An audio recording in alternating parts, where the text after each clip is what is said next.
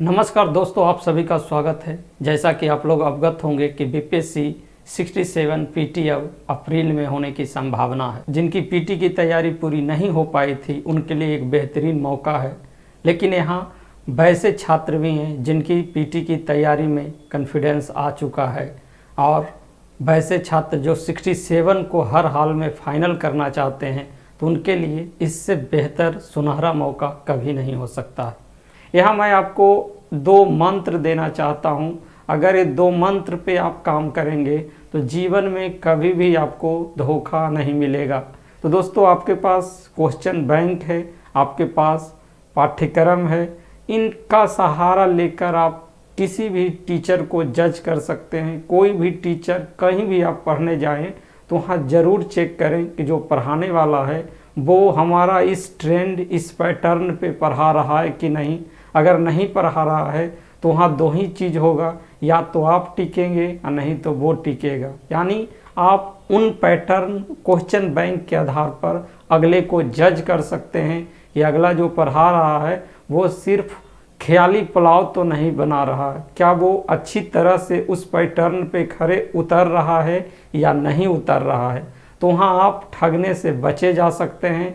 Question bank ही आपको रास्ता बताएगा और वो बताएगा कि किस तरह से अभी तक का ट्रेंड रहा है और आगे भी क्या किए जाने की आवश्यकता है। तो अगर आप इन 2 चीज़ों को ध्यान रखते हैं तो आप कभी भी ठगे महसूस नहीं किए जाएंगे और आपको निश्चित रूप से सफलता मिलेगी। अगर आप सिर्फ पीटी की तैयारी करते हैं तो फिर 68 के लिए फाइनल की तैयारी करना पड़ेगा। लेकिन ये पहली बार इतनी ज़बरदस्त मौका आई है कि आप 67 को फाइनल कर सकते हैं। इसके लिए सही रणनीति, सही गाइडेंस की आवश्यकता है और अभी से ही प्री के साथ साथ आपको मेंस की तैयारी पे फोकस करने की आवश्यकता है। यहाँ मेंस की तैयारी को लेकर 2 तरह से आप अपने तैयारी को अंजाम दे सकते हैं कि एक रूटीन आप लोग बना लें।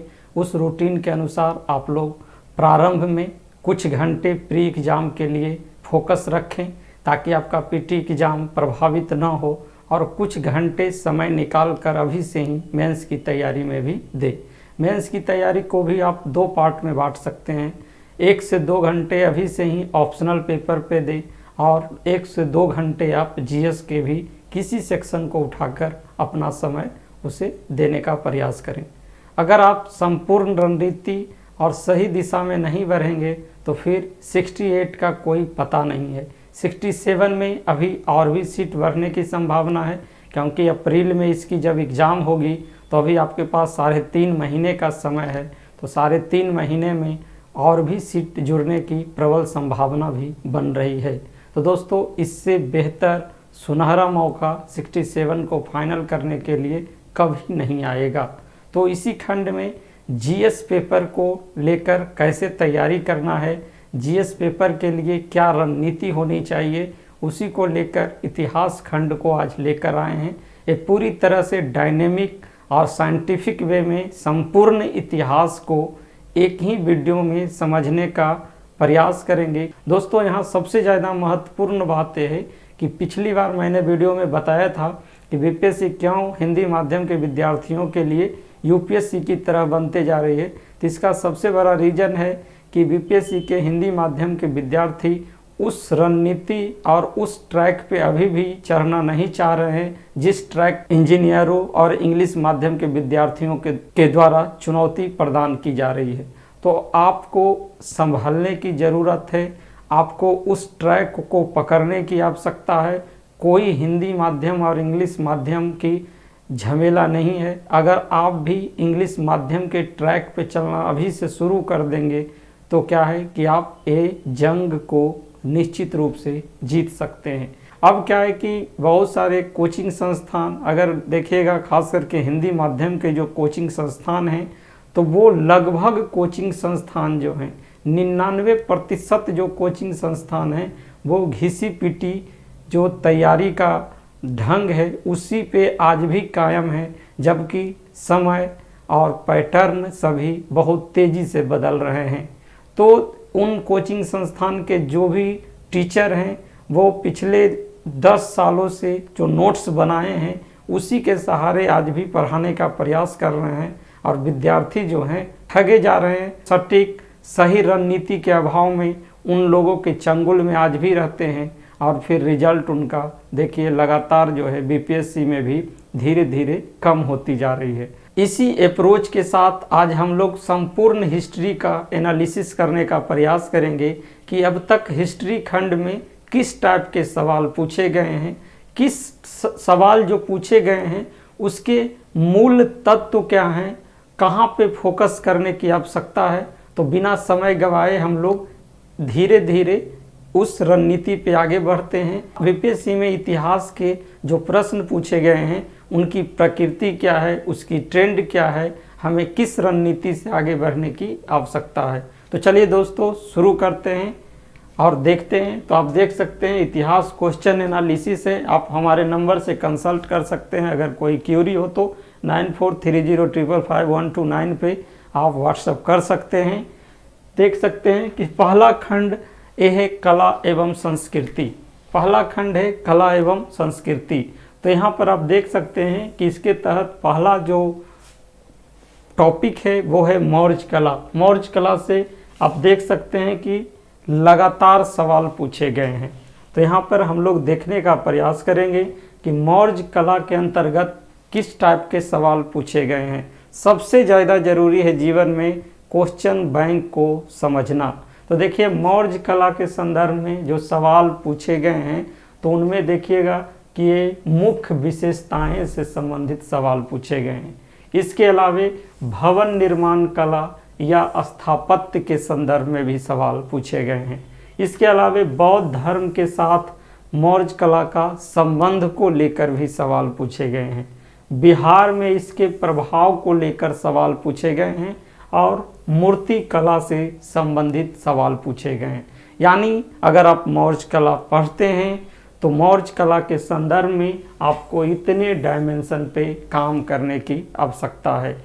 इन्हीं डायमेंशन में से जो है कुछ पार्ट आपके एग्ज़ाम में पूछे जाते हैं। तो इतने डायमेंशन पे आपको वर्क करने की आवश्यकता है। दोस्तों आज इतिहास खंड लाया गया है। इसी तरह से जितने भी सब्जेक्ट हैं सभी का मेरे द्वारा आपको क्वेश्चन एनालिसिस लाया जाएगा। तो दोस्तों ये था मौर्य कला। मौर्य कला में आप देखे होंगे कि कितने डायमेंशन हैं। अब चलते हैं दूसरे जो हैं वो है पाल कला। तो देखिए पाल कला के भी संदर्भ में यही डायमेंशन देखने को मिलेगा कि प्रमुख विशेषताएं क्या है। इसके अलावे स्थापत्य या भवन निर्माण कला तो देखिएगा मौर्य कला और पाल कला में लगभग समानता देखने को मिलती है। मूर्ति कला देखिए कि यहाँ पर भी पूछा गया है और बौद्ध धर्म के साथ पाल कला का संबंध यहाँ भी पूछा गया है। यानी पाल कला और मौर्य कला का जो टॉपिक है दोनों का पढ़ने का जो रणनीति स्ट्रेटजी हो वो दोनों का लगभग सेम है। तो दोस्तों आप हर एक टॉपिक को अगर इस तरह से एनालिसिस करते हैं तो निश्चित रूप से एग्जाम में एक बेहतर आंसर लिखकर और वैज्ञानिक पद्धति के आधार पर बदलते पैटर्न के आधार पर आप अपने आंसर को लिख सकते हैं। अक्सर होता क्या है कि सभी टीचर एक पुराने घिसे पीटे नोट्स बना कर रखे हैं, उसी के सहारे हिंदी माध्यम को बीपीएससी कराने का होड़ मचाए हुए हैं। आपका रिजल्ट हो या ना हो उससे कोई मतलब उन टीचरों की नहीं होती है। उनकी सिर्फ दुकान चलनी चाहिए, इस पे उनकी ज़्यादा फोकस रहती है।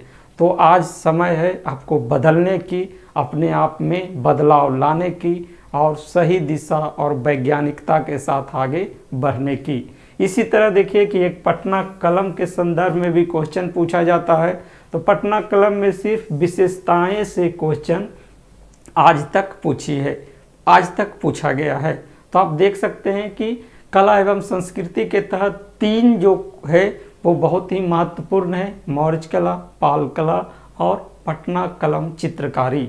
तो इस तरह के सवाल पूछे गए हैं। इसके अलावे हम लोग आगे देखने का प्रयास करते हैं। तो आगे देखिए कि एक क्वेश्चन ये भी पूछा गया था कि बिहार की कला एवं चित्रकला पे निबंध लिखें। तो एक इस टाइप का भी सवाल पूछा गया है कि बिहार की कला एवं चित्रकला पे निबंध लिखें। तो यहाँ पर आपका डायमेंशन क्या होना चाहिए, तो यहाँ पर जितने भी बिहार के कला हैं, खास करके मौर्य कला, पाल कला और आपका पटना कलम चित्रकारी, इसके अलावे अगर मधुबनी चित्र पेंटिंग जो है वो भी आप इसमें समाहित कर सकते हैं। तो दोस्तों ये था आपका कला एवं संस्कृति चैप्टर से अब तक के पूछे गए टॉपिक्स या डायमेंशन। अब हम लोग आगे बात करते हैं तो देखिए जनजातीय विद्रोह। तो जनजातीय विद्रोह पे चर्चा करते हैं। 2 जनजातीय विद्रोह के संदर्भ में लगातार सवाल पूछे जा रहे हैं। ये आपका 66 जो मेंस हैं वहाँ तक का एनालिसिस किया गया है। तो देखिए जनजातीय विद्रोह में 2 विद्रोह की चर्चा हमेशा होती है, संथाल विद्रोह और एक बिरसा आंदोलन। तो संथाल विद्रोह का जो डायमेंशन है कि मुख्य कारण या गति, कोर्स, इस टाइप के सवाल पूछे गए। मुख्य कारण या कोर्स यानी उनका गति क्या है, परिणाम यानी आउटकम क्या है, ब्रिटिश उपनिवेशवाद के विरुद्ध सशस्त्र जन विद्रोह यानी संथाल विद्रोह जो है ब्रिटिश उपनिवेशवाद के विरुद्ध जो है सशस्त्र जन प्रतिरोध है, या प्रथम तीव्र प्रतिक्रिया यानी संथाल विद्रोह के संदर्भ में अभी तक इतने डायमेंशन के सवाल पूछे गए हैं। इसके अलावे चलते हैं बिरसा आंदोलन के संदर्भ में। तो बिरसा आंदोलन तो देखिएगा कि इसका जो डायमेंशन है वो है कि स्वरूप यानी बिरसा आंदोलन के स्वरूप क्या थी, विशेषताएं क्या थी, आंतरिक शुद्धिकरण एवं विदेशी शासन की समाप्ति की इच्छा, यानी इस टाइप के भी आपको सवाल पूछे गए हैं कि बिरसा आंदोलन आंतरिक शुद्धिकरण यानी अपने आप में शुद्धिकरण एवं विदेशी शासन की समाप्ति की इच्छा रखता है। देखिए समझिए कि कितने पहलुओं पे आपको बिरसा आंदोलन संबंधित सवाल पूछे गए। इसके अलावे धार्मिक नेतृत्व को लेकर भी बिरसा आंदोलन पे आधारित सवाल पूछे गए हैं। प्रभाव यानी शासन पे, यानी बिरसा आंदोलन जब होता है तो उसके प्रभाव क्या क्या पड़े हैं। प्रभाव के संदर्भ में आप देख सकते हैं कि 2 तरह का प्रभाव यहाँ उल्लेख करना जरूरी है। एक तात्कालिक क्या प्रभाव पड़ा, एक आगामी आंदोलनों पर क्या प्रभाव इसको देखने को मिलता है। तो इस तरह से सवाल आपको बिरसा आंदोलन के संदर्भ में अभी तक पूछा गया है। अब चलते हैं इसके अलावे जो तीसरा खंड है हम लोग का, स्वतंत्रता संग्राम एवं बिहार के संदर्भ में क्या सवाल पूछे गए हैं। तो देख सकते हैं कि चंपारण सत्याग्रह, लगातार सवाल इससे पूछे जा रहे हैं। चंपारण सत्याग्रह पर जो सवाल पूछे गए हैं उनके भी कई डायमेंशन देखने को मिलते हैं। तो यहाँ पर देखने का प्रयास हम लोग करेंगे कि चंपारण सत्याग्रह संबंधित जो क्वेश्चन पूछे गए हैं तो उनमें एक स्वाधीनता संघर्ष का एक निर्णायक मोड़ था। यानी जो सवाल पूछे गए हैं कि चंपारण सत्याग्रह स्वाधीनता संघर्ष का एक निर्णायक मोड़ था। इसी टाइप की एक और सवाल था कि चंपारण सत्याग्रह स्वाधीनता संघर्ष का परिवर्तनीय बिंदु था। यानी देखिए एक ही टाइप के सवाल का लेकिन शब्दों का हेर फेर है। इसके अलावे कारण पूछा गया है, परिणाम पूछा गया है, स्वतंत्रता संग्राम का एक प्रमुख घटना, यानी देखिए इसी टाइप का सवाल जो है लगातार पूछा गया है, सिर्फ शब्दों का जाल है। तो दोस्तों आप देख रहे होंगे कि किस तरह से आपके लिए एक महत्वपूर्ण एनालिसिस लाया गया है। इसके अलावे अगर देखा जाए तो एक बहुत बड़ा एक विद्रोह भारत छोड़ो आंदोलन भी है। इसके अलावे आप देखिए चंपारण के बाद एक विद्रोह है 1857 का विद्रोह। तो 1857 का विद्रोह भी बहुत ही इम्पोर्टेंट है। इस संदर्भ में भी बहुत ही डायमेंशन रखकर ये सवाल लगातार पूछे जा रहे हैं। कहीं जा रहा है क्या?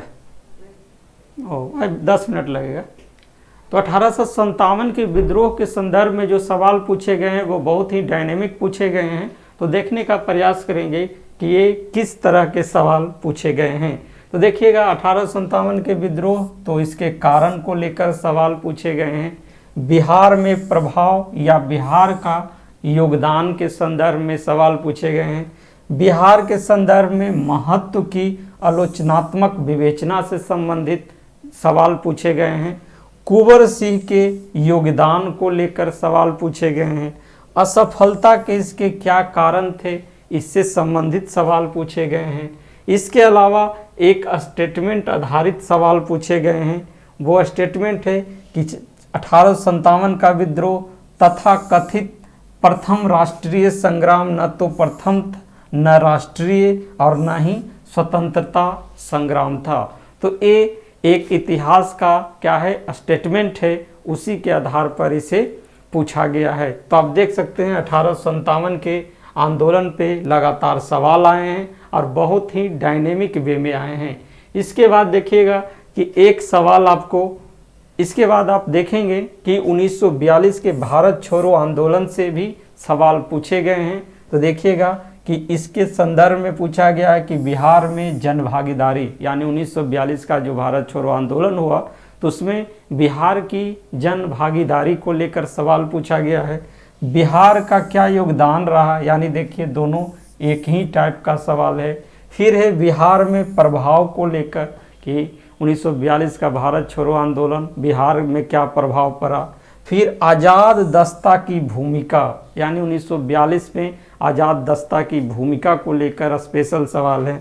जेपी और भारत छोड़ो आंदोलन, यानी देखिए कि सवाल पूछने का डायमेंशन क्या रहा है।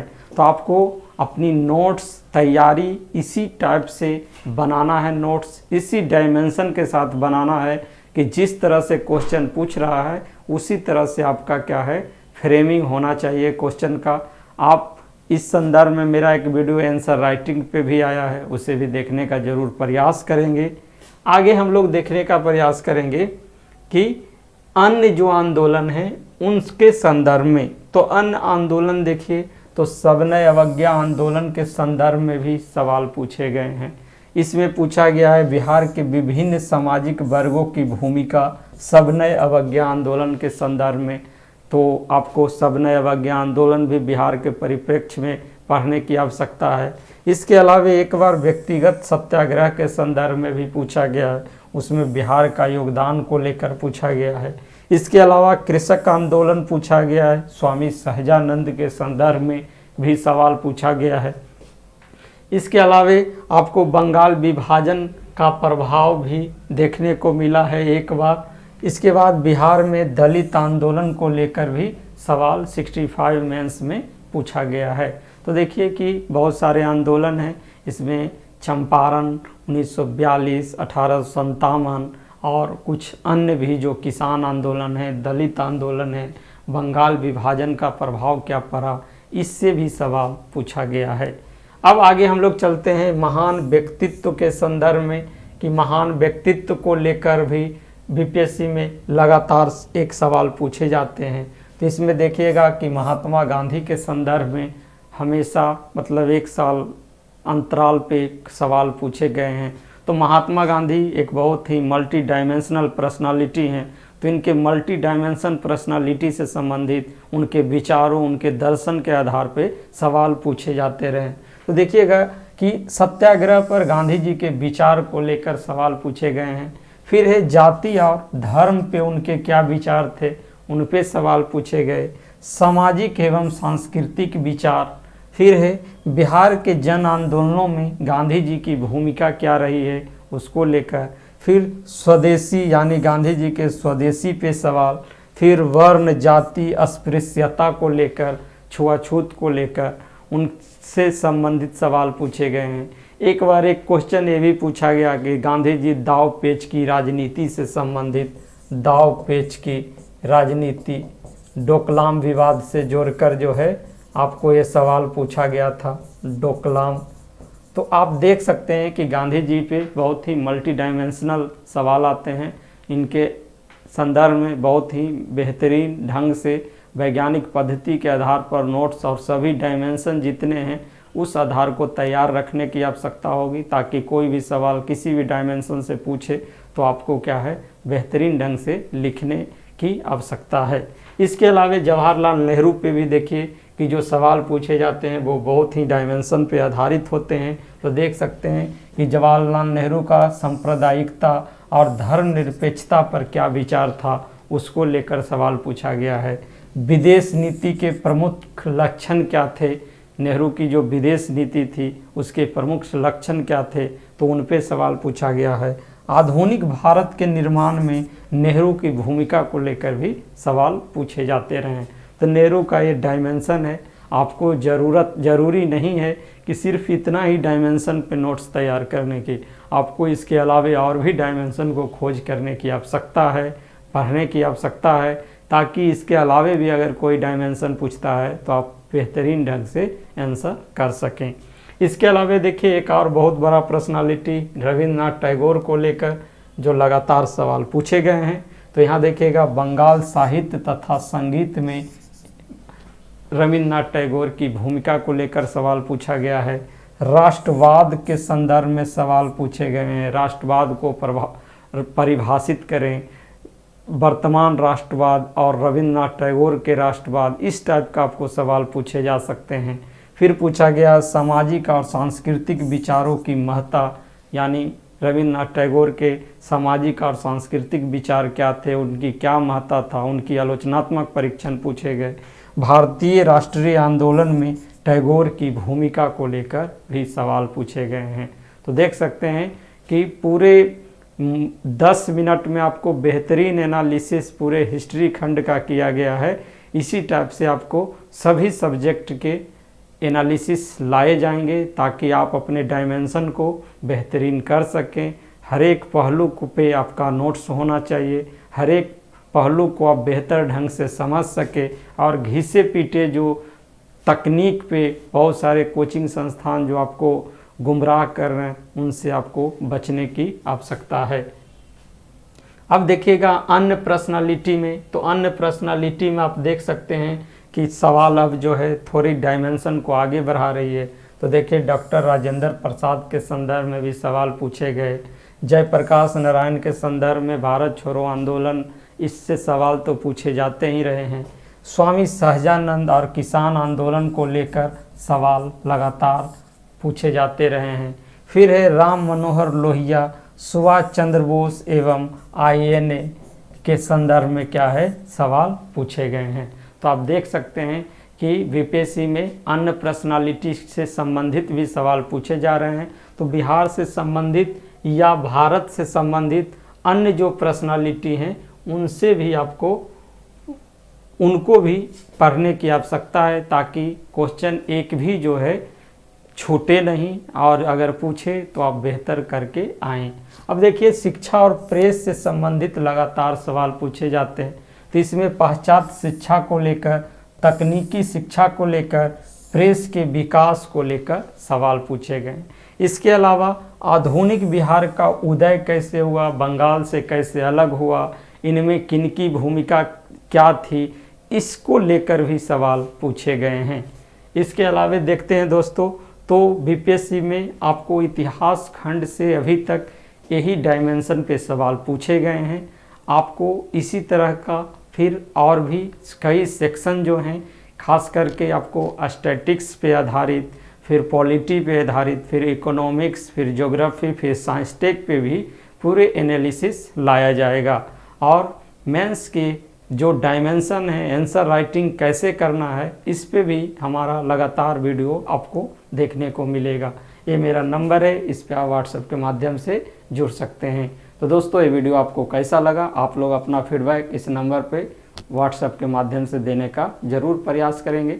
इसका PDF भी आप लोगों के लिए उपलब्ध होगा, आप लोग इसे ज़रूर सेव करेंगे। तो दोस्तों इसी के साथ मैं इसे यहीं समाप्त करता हूँ। सही रणनीति, सही डायरेक्शन में आपको आगे बढ़ने की आवश्यकता है। अगर आप चाहते हैं कि 67 को फाइनल ही कर दें तो साथ चलें, सबसे आगे रहें। जय हिंद दोस्तों।